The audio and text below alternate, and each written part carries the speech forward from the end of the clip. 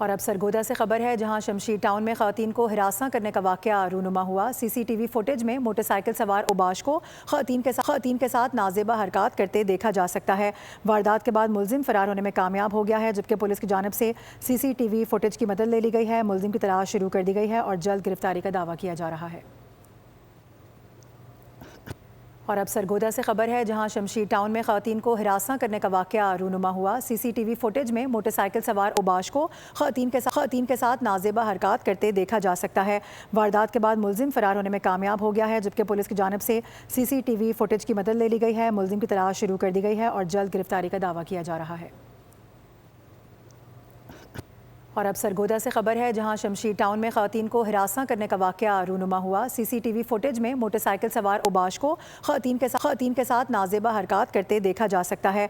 वारदात के बाद मुलजिम फरार होने में कामयाब हो गया है, जबकि पुलिस की जानिब से सीसीटीवी फुटेज की मदद ले ली गई है। मुलजिम की तलाश शुरू कर दी गई है और जल्द गिरफ्तारी का दावा किया जा रहा है।